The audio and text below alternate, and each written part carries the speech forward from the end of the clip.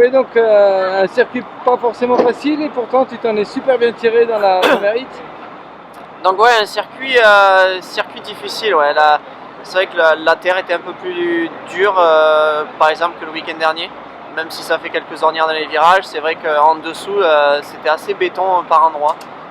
On avait des hoops, des hoops costauds, bien pointus, un peu comme un AM2, on va dire. Et donc,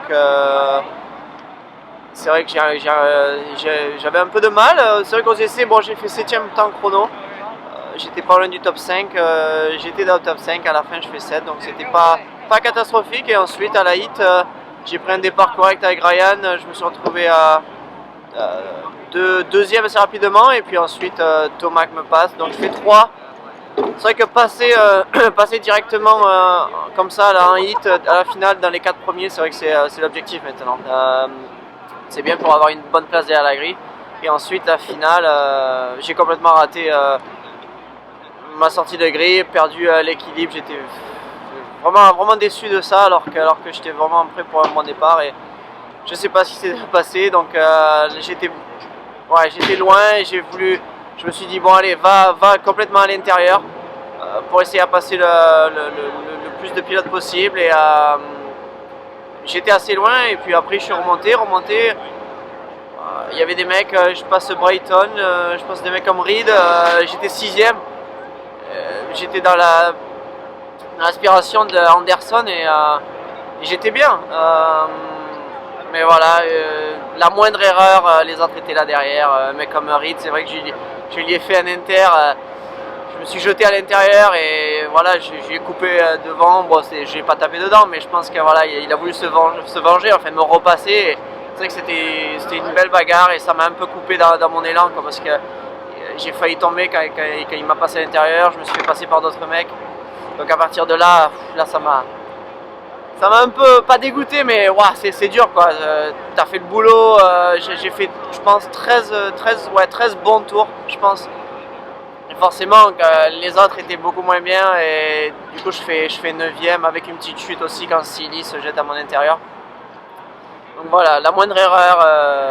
Là, je pense, j'ai comme l'impression que c'était la première course que j'étais dans le paquet et que je me battais avec ces mecs-là. À chaque fois, j'étais loin dernier. Et je remontais au début d'année. Auckland, j'étais devant, donc c'était top. Alors que là, j'étais vraiment dans le paquet. Donc c'était assez intense. Circuit difficile.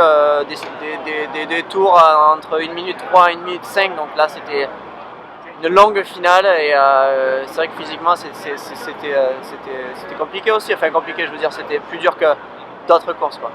Tu dis que tu étais dans le paquet, on a vu quand même des belles bagarres et tu t'es pas laissé faire. Et on a l'impression que ça y est, tu as franchi un cap, maintenant tu appartiens bien à la catégorie, tu as compris le truc, quoi. J'ai franchi un cap, ouais, c'est vrai. Après, voilà, ouais, bien sûr. De toute façon, la semaine, on roule beaucoup. Enfin, je veux dire, donc du coup, le feeling avec la moto, ça va de mieux en mieux. Et puis voilà, je connais bien mes adversaires. Enfin, je connais mes adversaires maintenant. Je sais de quoi ils sont capables, je sais de quoi je suis capable maintenant. Donc c'est vrai que ça fait plaisir ouais, c'est bien de voir que je suis capable de doubler un mec comme Reed, un mec comme Brighton. J'étais dans la roue de Millsaps, j'étais dans l'aspiration de Anderson sur un circuit qui, je pense, enfin, qui était plutôt pas trop à mon avantage. Après, bon, tous les circuits sont différents. Dès le matin, quand j'ai vu la piste, je savais que ça allait être une piste un peu plus compliquée que d'autres. Donc on a essayé le maximum comme d'habitude, fait notre maximum et donc voilà, 9ème, c'est vrai que le résultat c'est pas ça qu'on veut, mais voilà, comme j'ai dit, les 13 premiers tours étaient vraiment bons, des dépassements mais voilà, nos adversaires, il y a une sacrée catégorie, donc il faut être devant et comme Auckland, c'est vrai que ça va pas être comme ça tous les week-ends, donc c'est pour ça faut forcer de partir devant et faire sa place. Et ben là, on sent que c'est une question de départ essentiellement, la vitesse tu l'as maintenant.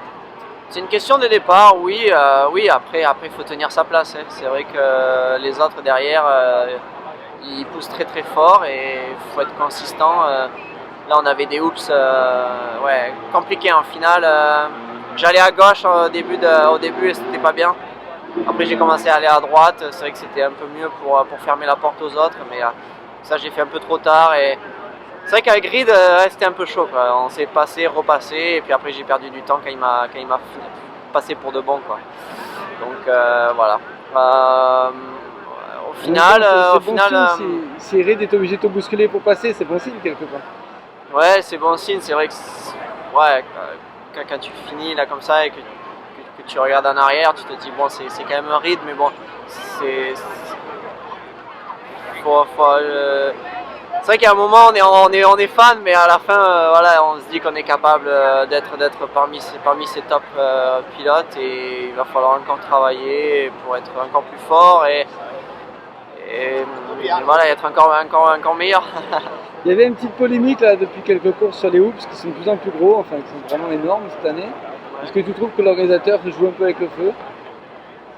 Les organisateurs, ouais, ils font des hoops ouais, assez costauds. À Auckland, pas du tout. Après, bon, la terre était très souple, donc ils sont complètement cassés. Ils étaient tout bas. Mais là, la terre était vachement plus dure, donc ils sont restés gros, quoi, et costauds. Ils se sont détériorés un petit peu quand même. Donc après, oui, c'est sûr. Quand tu fais des hoops comme ça, il y a des chutes. Malheureusement, Maxime Després, il est tombé lourdement en AM2. Il n'y avait pas que lui. Après Auckland, voilà, ils ont fait des petits hoops et puis là, ils refont des gros hoops. Les gros hoops, c'est bien. On voit les mecs qui sont bien dans les hoops, quoi. On voit les motos aussi, mais bon, c'est le pilote qui fait tout, je pense, dans les hoops. Donc après, ils jouent avec le feu, je sais pas s'il y a eu des blessés aujourd'hui. Je sais qu'il y a eu des chutes, ça c'est sûr. Ils étaient morts, les hoops. Donc si tu fais des gros hoops et qu'en plus ils se détruisent, là c'est chaud. Là, dans 2 courses, tu es à l'Est et tu attends l'Est avec impatience? J'attends l'Est avec impatience, oui et non. C'est vrai que j'ai l'habitude de rouler à l'Est puisque j'ai fait les 2 dernières saisons en 2,5 à l'Est. Je pense que la terre plus souple peut-être sera mieux pour moi, peut-être plus technique. Mais bon, je suis plus ou moins satisfait de ce que j'ai fait et ce que je fais à l'Ouest, même si à la base je pense que c'est des pistes un peu difficiles ou pas trop à mon avantage. Mais bon, c'est pour ça, je suis assez content de ça, et puis en espérant qu'à l'Est ça sera encore mieux. Écoute, à motovert.com, on est fiers de notre Marvin Miskin. Merci à vous, à motovert.com, ouais, c'est vrai que ça fait plaisir. Je sais qu'il y a beaucoup de monde qui suivent le Supercross US, donc vous faites toujours du bon boulot pour eux, pour les fans français, donc ça c'est top. Après, on roule tous les week-ends, donc c'est vrai que c'est intéressant pour les fans, quoi. Au moins ils s'ennuient pas, quoi. C'est clair. Bah écoute, on va te laisser te reposer, puis on se revoit à San Diego. Merci à tout le monde et à San Diego.